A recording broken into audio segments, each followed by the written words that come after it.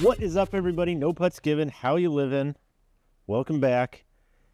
You probably don't know where we are right now. Where are we, Mr. B? Oh, My Golf Spy owner, Adam Beach, with us. Hola. Where are we at today, Adam? My Golf Spy headquarters is a new facility. We have a new test facility. Just moved in here like a month or so ago. So it's beautiful. It's expansive.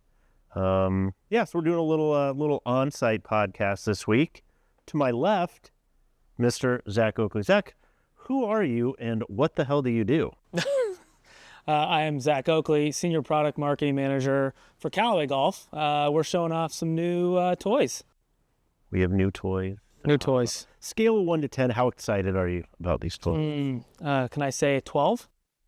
If that's the number, you can say whatever number you want. But I know you guys are pretty excited about these. We're going to kind of dive in here. We're talking new Apex, people. So new Apex irons. I guess first question is, and you guys did a good job explaining this earlier to us, kind of what does Apex kind of mean and where does that line sit, in the Callaway family of equipment? Because once upon a time, there were like 84 different iron models and there was a lot of different stuff and things for people to kind of pay attention to. Where does Apex sit? What does it mean? Yeah, so Apex really is kind of the crown jewel of the Callaway portfolio. It's the one that kind of sits above the rest. It's aspirational. It's got some tour play. It really is call it the total performance with the looks and the feel you'd want from a better player product, right? And so I think with this latest iteration, it's been a while since we've had our mainline Apex come out, and we're really excited for to bring it to market. Finally, we've been working on it for a while, but I think that's one of the cool things about this product is that if we don't feel like it's quite right, we don't feel like it's ready, we're not going to rush it to market just to get it out there. We want to make sure that it kind of hits that Apex standard that we've set over the last decade. yeah, I think that's pretty crazy, right? I went to the local golf shop last week to find the previous version Apex because we're going to test it today head to head against the previous version. And I was, obviously we've been around golf, we've been around Apex, but I'm looking through all the different used Apex lines. And I'm like, wait a second, what year was that one? What year was that one? Yeah. And I'm talking to the guy that owns the store and he's like, man, I think this goes back like 10 years. And it doesn't seem like Apex goes back 10 years, but it's been 10 years, which is pretty wild to me, And this one was 3 years since the last one? Right? Yeah, 2021 was the spring of 21 was the last time we had kind of that core Apex players distance product line. So yeah, it's 3-year life cycles are pretty rare in golf. Yeah. Yeah, and I think it's interesting, bringing that, like you said, hey, we hear this all the time, right? Hey, we're not going to bring something out until it's better and, the product's in a place that we want. But we also know 18 to 24 months is a pretty typical life cycle, in the mainline industry. I guess, Adam, this question is for you, is like, what have we seen from Apex? And before, we got a chance to hit them, et cetera, what would you say what would Apex need to do better if it were to improve this time around? Like, based on testing, what have we seen? So I personally think Callaway had kind of lost touch with what the consumer really needed. I thought they went all in on distance with Apex, right, for the previous versions. And what I mean by that is when we tested them, golfers go in and get fit in a bay like this, right, in golf stores all around the world. Mm-hmm. And what do they look for? Home run derby. Home run derby, baby. So they're looking for distance. And I think Callaway knew that and built irons for that, at least the Apex. And even in our testing, they would dominate in distance. But when we would run the statistical analysis on strokes gain, they were dead last, right? And I think as golfers have gotten smarter about being fit and knowing more of the numbers on these screens other than just distance, as golfers have evolved, what I've seen so far at least, which is very little, right? We've hit them a little bit and got to know what they're about, but they're not going all in on distance. And they seem to be evolving with the consumer, and they want a little more accuracy, right? They want both, and you can have the best of both worlds. You deserve the best of both worlds when you spend that amount of money. And from what we've seen, at least in the short stint we've had them here today, Callaway seems to be going in on distance, but also going in on radial accuracy. Mm-hmm. And, for us, we care about the consumer, right? Sure. And helping them get lower scores. And while every golfer that comes in here wants more distance, what they really want is lower scores as well based on that distance. And, so far I see Callaway, at least with this newest version of Apex, listening to that evolution of how consumers go about buying golf equipment. Yeah, so let's kind of talk about the line, and we'll jump down into a couple different categories. But based on kind of what you've seen with that too, Zach, fair assessment, do you think? I mean, in terms of what was a major objective this time around, and then let's talk through the 200, 300, and the other one as well. But what was the design objective going into this set, and how much of that's reflective of kind of what Adam has said? Yeah, no, I think, Callaway is really known for distance, right? I mean, it's kind of a distance company. We're always going to be trying to chase that. But I think the real difference here with this latest generation of Apex is kind of a recommitment to the player, really going after what they need. And I think, you look at this player's distance category, it's kind of, you got players on one side that are accomplished, discerning even, but they got full-time jobs, they got kids, they don't have time to practice anymore. They want something that looks like a tour iron. Yeah, we're all chasing it, but they need some help. And then on the other side, you've got someone that's maybe coming from a game improvement iron, looking to make that next step. They want to have that sort of look and feel that a tour iron brings, but in a package they can handle. And again, it's all going back to lowering scores. And I think that really is what Apex is all about, raising that standard and catering to the actual needs of the golfer and focusing on those players. Yeah, I mean, it's funny, we see this in testing all the time, and I think we see it on the courses as well, is that what golfers say they want and what they actually want aren't necessarily always the same thing. And so, yeah, you talk about distance. Nobody wants less. No one's saying, hey, can I get a 7-iron that just goes half a club shorter this time, right? But when we look at iron performance specifically, and I think we've also changed the way that we test a little bit, right, to be more reflective of what does iron performance actually look like. So in this player's distance category, what do we look at as the most important parts? Like, how do we evaluate this category for, like you said, actually shooting lower scores, not just winning home run derby? It's a combination of distance, accuracy, and forgiveness, right? I mean, those are the three things you got to have in an iron that, because there's one thing, there's this golf, which is what you see indoors, and then you have to translate that outdoors. And outdoors, you're writing numbers on scorecards, and in here, you're not, right?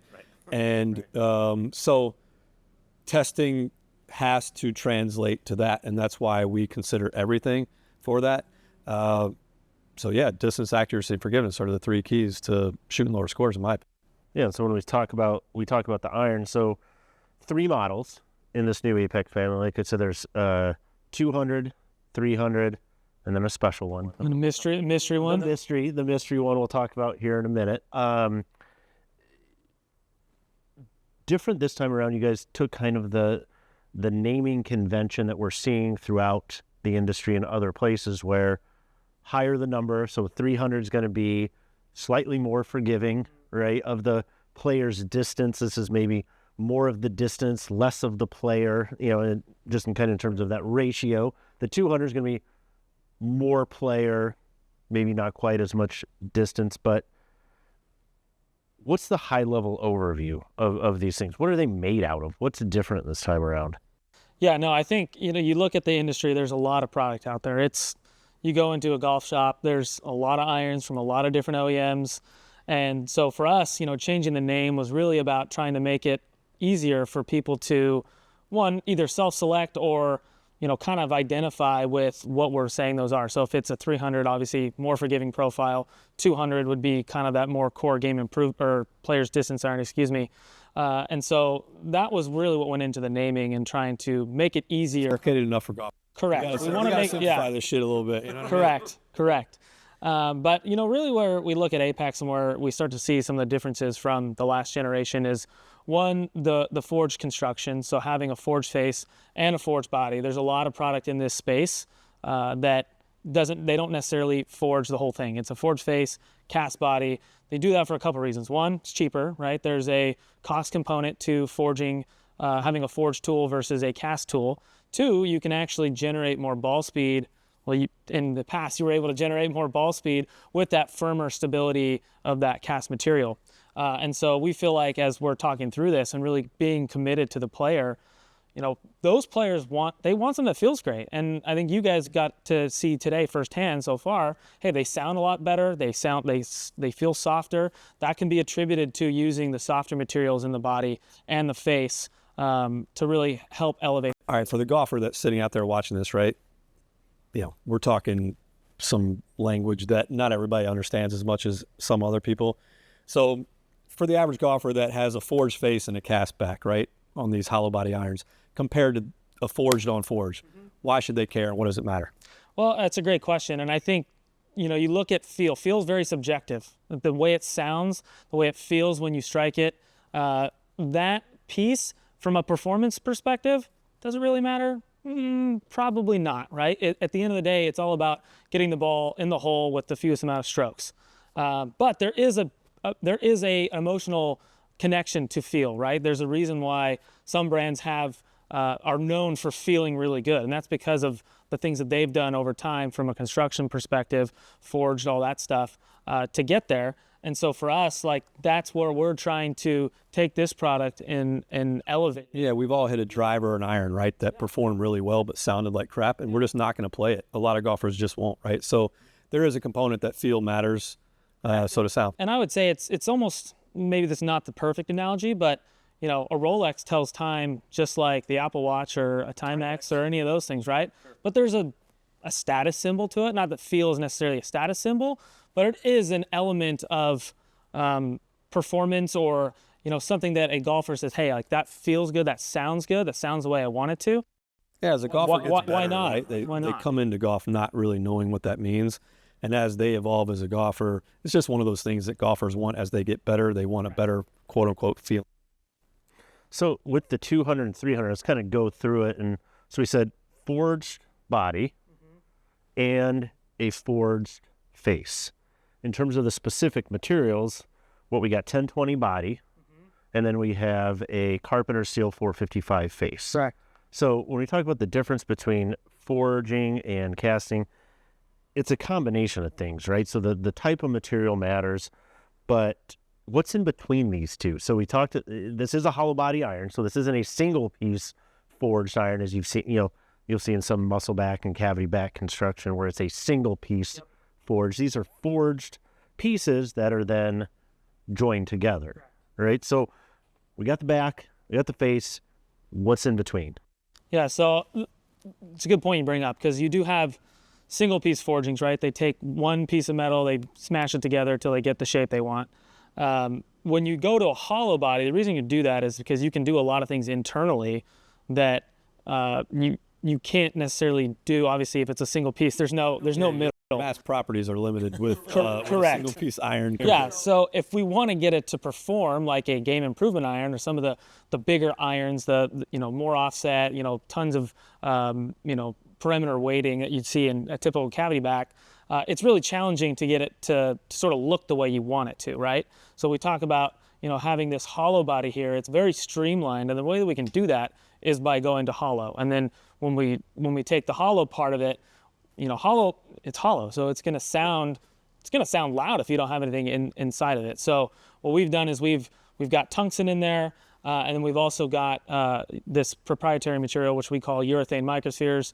It's what it does essentially is it dampens the sound, and it lets the face flex without losing ball speed. Because what you do see is sometimes companies will put in foams and all sorts of other things in there, and they can impede the face from flexing. And that's what is so great about the urethane. It helps the sound without really affecting the face flexure. So you're still going to get that ball. You're going to still get the ball speed, yeah. Yeah, and you kind of said, in a typical game improvement iron. So we're talking about maybe kind of trying to boost ball speed some, right? So that's why we have the thin face, the 455 Carpenter steel face.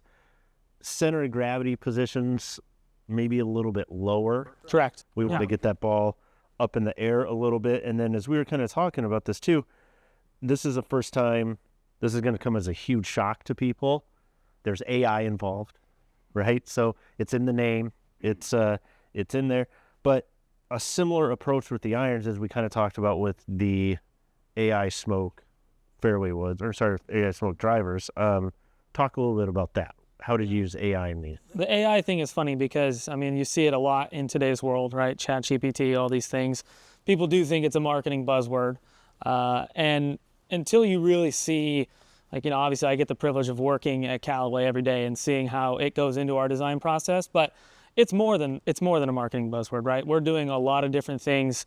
We have whole teams that are innovation teams that are literally just working on how do we improve AI, hiring people that are not golfers to come in and, you know, help us use it, because it's a tool. That's really what it is. It's not some magic fairy dust that helps you, you know, hit the ball farther, tighter down range, all that stuff. You have to know how to use it.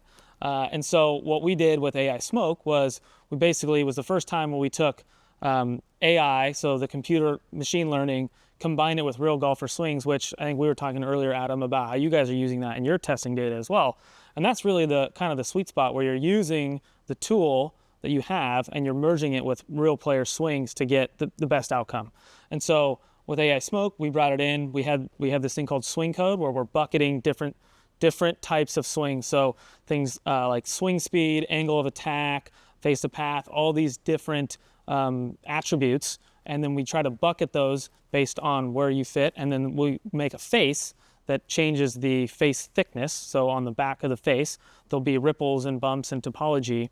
And what we can do with that is essentially we're changing the way the ball comes off the face from a spin perspective, launch, ball speed, all those things. So if you hit it on the toe, we're able to, you know, raise the spin a little bit. If you're hitting on the heel, you can lower the spin a little bit. It's not necessarily perfectly linear, right? That's why the AI is there to help us with all that. But that's what we did with AI Smoke. And then when we bring it to Apex, I mean, you talked about Apex being, you know, purely a distance monster before. And I think that's where, as we're looking at focusing on the player and really trying to give them what they need, it was like, how do we make sure that when we bring in these super high COR faces, that we're not seeing these giant, you know, flyers out of the fairway? Because that's not going to help anyone if you're expecting it to go 175 and it goes 185. That's great that you hit it that far, but now you're so the green. Interesting product from a long time ago, but maybe it will be a good visual for people to understand. Like, there's distance, right? But that's on dead center shots, right? But as everyone knows, people miss it. So everyone thinks about distance and all these numbers on the screen on foresights based on the one you hit the best. But really, it's the average of the ones you hit the worst, okay? And we were testing a driver years ago, and we were comparing it to a ping. It was a TaylorMade Aero Burner and a ping, whatever it was at the time. And the ping was shorter, right? But the interesting thing was the circle. And it was the front to back circle on the Aero Burner, not left to right. It was the front to back, which was so big. And why that's so important is, yes, it's like a gambler. We only remember our wins, right? You don't remember your losses. But let's say the longest drive was 316 with the Aero Burner, but the shortest one was 256. You've got 50 some yards of difference there. The ping, it was like 18 from longest to shortest. And while it was shorter, once again, you got to take the totality of all those misses. 100 ball bucket, and you take your whole 100 ball bucket versus your one ball bucket, and that ping was so much tighter from front to back. And people look left to right so much, but really it's that front to back too, right? And I think that's where the AI is so important in design, because the human can only do it so much, right? You can take all this data in, but then with this AI machine learning, it can go based on that data, what should we do on this spot high toe that sees this really big drop off on ball speed, right? Well, the machine learning can go, well, if you add a little bit of mass there or take a little bit of mass away, then that will, you know, mitigate that. And while the average golfer looks at that iron and goes, looks like any other iron, the things that are going on behind the scenes that are helping golfers on their miss hits, to me, is the most exciting thing that I've seen in golf club design, you know, in the last 5 years. It's making these clubs almost just bulletproof across the entire face. And that has been done on drivers really well. Mm-hmm. But on irons, it has not yet. You know, and I think we're just starting to, just starting on that, right? I think there's a 5-year roadway on what golfers are going to get 5 years from now is going to be even better than now on low shots, heel shots, toe shots, right? And that's where the AI that I saw in here is probably the biggest difference maker. And it's just getting started, I think, you know? Yeah, I agree. I think, you know, when we've had AI in iron design before, but until AI Smoke, that was kind of our first like real breakthrough. We felt like, using AI, doing a lot, learning a lot from what we've done on metal woods, and bringing it into the iron line. And I think with Apex now getting into that, we're only learning more. We're getting more data. We're talking about how much data is important too. Trying to field massive amounts of data. So I think there's a ton of runway on iron design, and who knows what else, right? I mean, we're using it in putters now as well. So I think AI in general is definitely here to stay. I think Callaway's definitely got a huge head start, and I feel like a competitive advantage there just because we got into it so early and we have such a big AI team. But I do think that, when we're talking about making misses smaller, and, you think about it's a game of inches. So if you come up just a couple yards short, you're in the bunker. Well, if you could mitigate that and now you're over the bunker, even if you're not on the green, I mean, that could save you. It's a game of inches and feet, but when you track that back to the club and where it originated from, it's a game of millimeters, right? Yeah. And the millimeters are where it matters, and that's where iron design is getting really cool, right? So, I think golfers who are always like, yeah, irons are maxed out, drivers are maxed out. Drivers are getting closer to that area. I don't think irons are at all, in my opinion. No, I don't think so either. I think it's interesting bringing that up because, the iron design, golfers are so easy to sell a lot of times on visual technology, right? Oh, I can see this. I know what it's going to do. You're not going to see any of this stuff. Right? No. You don't see the AI machine. It is part of the hard part. That's why you got to put the word AI on it, right? Well, there's something, because otherwise, how would I know that so let's just take the 200 and the 300. They're two different irons, and they were built based on two different player profiles, right? And so, I'm glad I don't have to hit 300,000 shots for you to try to figure out what, which face topology is best for my swing based on this angle of attack, this swing speed, this face to path, whatever. I'm glad you guys did all of that. But golfers aren't going to necessarily see that. They're walking in the big box store and they go, oh, okay, that one has a unique face topology for someone that swings like me. They're not going to see that. So other than, I guess this is how you get people to know about it, is tell them about it. Yeah, and that's, I think, where, the AI thing gets maybe a little bit of a, it gets the marketing buzzword because you can't see it, right? You're having to take the manufacturer at their word, which I get it can seem like you're getting ripped off a little bit, but I think that's where over time, as we continue to push that message and we can actually show performance gains through the product, you begin to build that trust and that credibility. All right, so talking about all these performance differences and AI and all this stuff that golfers, at the end of the day, they care about a couple things. All right, let's talk numbers, right? So in your experience from y'all's testing so far, what are, compared to the previous Apex, so if a person was playing the previous Apex, the 21, and they buy these, what can they expect from a distance and radial and accuracy improvement?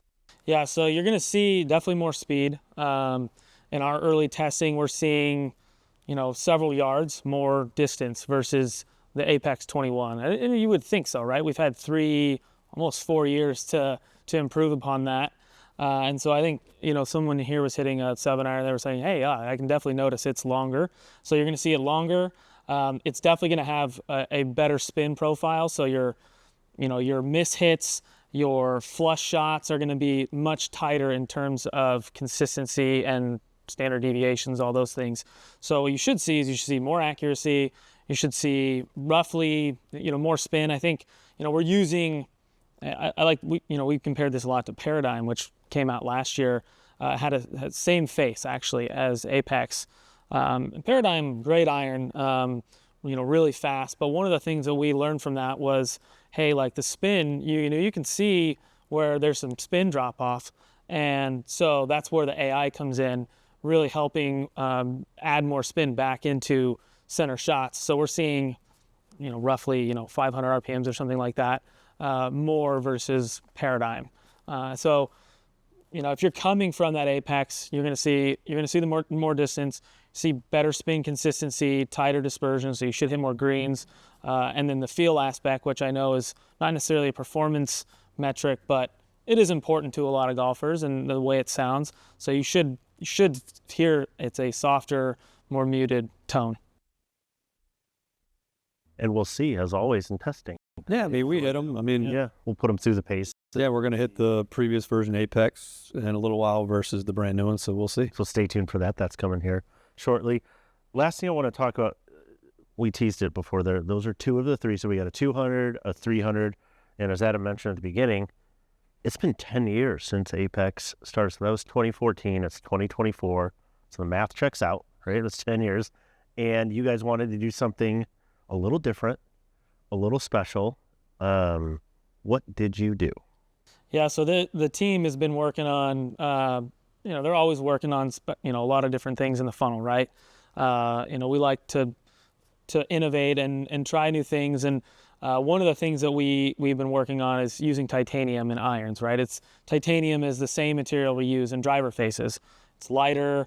It's got a higher modulus, which just for layman's terms means it returns to its shape faster.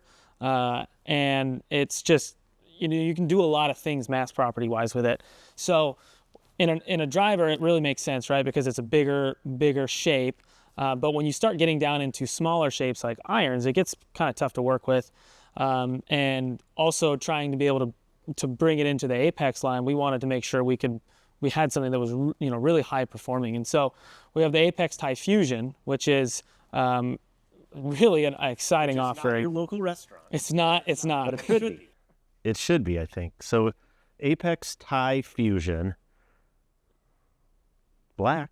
It is black. It's got kind of this gunmetal look to it. And really, I think, this is kind of, obviously I'm biased, but I think it's the most advanced iron ever created. I think from a construction standpoint, we had to basically go and invent a whole new manufacturing method to bring titanium and steel together, because those 2 materials don't like to work together. You can't use traditional methods to get them to work together. And the reason we want to do that is because the titanium, as I said, it has a lot of benefits that we can use putting in the face, but then having a steel body, having a heavier quote unquote material in the back gives you some stability and allows you to really enjoy the benefits of titanium without having, unplayable center of gravities and, really get the most out of it. So from a performance perspective, and I think, I've seen a bunch of people hit this now, and I think you guys got to hit it too. To me, the sound that it makes coming off the face is different than anything that I've ever heard. Yeah, I couldn't put any words to it. Yeah. I don't really know how to describe it. We were trying to put words to it. Yeah. And a lot of titanium type products like that were clicky. It's not a endo type soft forging feel. It's a clicky cushion. Yeah, it's responsive. It's what you're going to see it's got really good speed, right? I think you're using titanium, so it's the same material you're using in drivers. So you're going to see a ton of speed. The heat map. So if you were to take you look at a couple millimeters toe, a couple millimeters heel, up and down. For a steel 17.4 or 455, you've kind of got your standard sort of like in the middle. It's hot, and then as you get towards the side, it dissipates, right? With the titanium, what you see is just a larger sweet spot because of how elastic it is, essentially, where it gets back, it bends and gets back to its shape. So you see this really large sweet spot. The other thing, which I think is kind of an unintended consequence, as we talk about the feel, the way that it interacts with the urethane, so that material that we're putting in the middle, it just behaves differently than steel. So it actually engages that urethane more. So I think that's where you're getting a lot of the sound difference that is unlike anything that we've seen before. And then obviously we have the AI smart face in this as well. So and because it's titanium, it just behaves differently than it does with steel, and it's actually closer to what we would use with driver. So you see the things and the gains we've had on the driver side, you're getting more out of it here as opposed to with steel. And not that it, what does matter, but previous versions of high-end black irons that Callaway had were PVD, which wears off really quickly. It was good to hear that they went to a DLC light. Yeah. Which I guess you guys helped. Which DLC's been around. It was in that original Cobra iron. I don't know if people remember that first black one. It's been in other irons as well, some putters. but it lasts a lot longer. So, if I'm buying a black iron, which looks really sick and cool, right? A lot of people love the look of it. But over the years, I think people have avoided probably buying them because of how fast it wears. The DLC, I haven't hit this one long periods of time, but DLC lasts a pretty damn long time. So you shouldn't see that with this iron, I don't think, correct? And I don't know about the difference between DLC and DLC Light. I don't know if the golfer really cares, but at the end of the day, it should wear similarly, correct? Yeah, no, it should be the the most durable finish we've put on a product, right? I mean, it is it's more expensive than PVD, but it should also be more durable because it is more expensive. And I think the thing with you put a black finish on a golf club, I mean, you're taking it and you're beating it into sand and rocks, right? Over time, it's gonna wear. This should hold up much longer than PVD though. So I think obviously they haven't been out very long. Our CEOs had a set in the bag for quite a while and they still look pretty good. So I think time will tell, but we feel pretty good about It's better than PVD. all the durability testing. Yeah. PVD lasts about 20 minutes. A couple bunker shots. Yeah, 3 bunker shots in PVD is kind of trash. But all right, so we talked about the 200 as kind of that core player's distance, really balanced performance. Looking for the 300, like I said, maybe leans more toward player who needs a little bit more help, in that regard. This one kind of sits on the other side. So this would be let's call it a 100 or a 150 to stick with our nomenclature there. But so little thinner top line, little less offset than the 200. So this sits just in that space.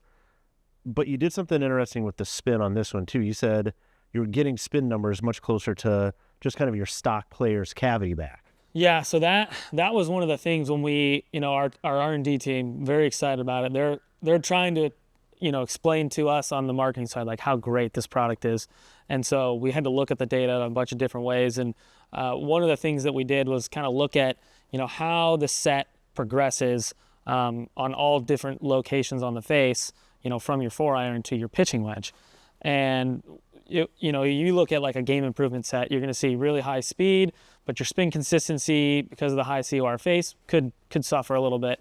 And when we looked at this one, and typically when you see a high performance iron that's got a really fast face, you're going to see some of those jumps. When we looked at this, it was like on par with the CB iron, especially as you got into the short irons where you're looking for the most control, the most spin consistency, in that 7 through wedge. And that was, I think, a little bit of a surprise to me, just because, knowing and seeing, the performance data over time, that's not normal, that you shouldn't see that. And so that is really, really cool, feature in this product, is that it does have really consistent spin while also having, really fast ball speeds. And again, we'll test them. We'll see, right, and see kind of how that plays out. But I think, like I said, I think it's a really interesting iron because of what you're saying. A different structure, super nerd talk for 12 seconds here, but like getting a titanium face to bond with steel, you can't use normal techniques. You have to use brazing techniques, and we've seen this with, stuff before, but first time this has ever really been done this way in an iron. And so again, there's stuff that people will never see, but how the face actually is brazed to the body is unique and different from any other iron, right? That's how. Yeah, I mean, we had to basically go back to the drawing board after trying to do it in traditional methods, and it didn't give us the performance we were looking for. So yeah, we basically had to go reinvent, work with suppliers over the course of several years to get it to where, one, we could can we even prove the concept? 2, can we make this at scale? Because that's the other thing. You might be able to make a couple sets, but it doesn't do you any good if you can't mass produce it.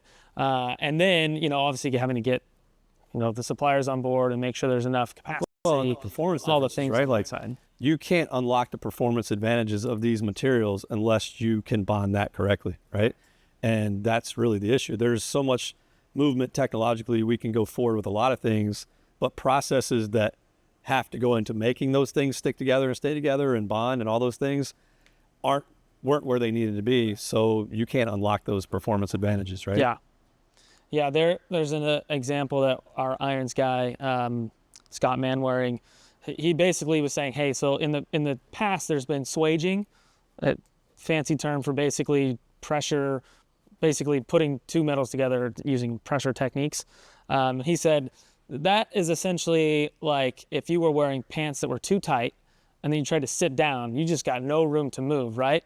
That's what swaging is, and that's why we didn't use that method, because you have to make the area around the face really thick. So what's the point of using the fancy material? Yeah. Once again, you had these advantages of the material, but you can't unlock them. Exactly. And so that's where we said, okay, we got to come up with something different.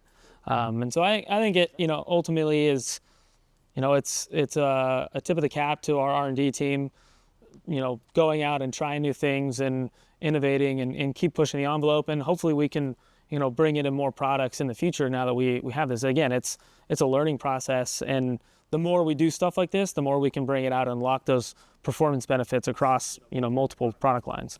Yeah, it's a small thing, but actually in the 200, 300, I think one of the cooler things that no golfer is going to probably care about, but they do on the course, is the gapping stuff. And we were talking about it earlier. So many times people hit a 4 and a 5 iron, almost the exact same distance. And the way people mitigated that from a design standpoint was always through loft, and it was just 4-degree loft differences back in the day. And that was the way. And length differences were set. If you built a custom built set, you actually had them stacked to cut exact, and that's just been the way it is. But some of the things you guys are doing through loft and length differences, which aren't typical, are allowing the gapping to be better, which is, it's just smart. It's another lever that hasn't really been pulled and should have probably been pulled earlier to, once again, unlock some things that need to be unlocked again. Because as technology moves forward, it creates other problems. And as the technology moved forward, it created gapping problems.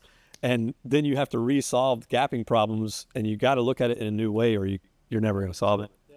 So, yeah, I'm excited about this release. I'm excited to get out and test them. It's, I always appreciate companies that are pushing boundaries, right? And doing something different. You said kind of 10 years ago, Apex, if not the leader, one of the leaders in what's now become a player's distance category. Category really didn't exist a couple generations ago. And this switch, this naming convention, I think it's fair to ask the question, does this set of irons or this release redefine that category once again?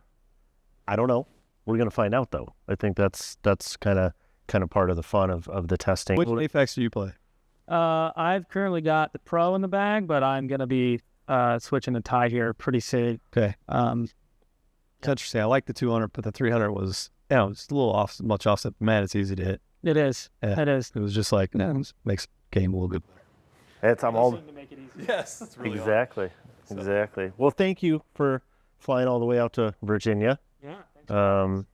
Thanks. It's awesome to be here in the new facility and see it. And you're gonna have questions. Ask us your questions. We didn't talk things about like pricing and details and any of those kind of stuff because we just want to give you the goods. But you'll have questions. You're gonna want us to test these against other things. Let us know what that is. We'll probably do it. So until next time, be out.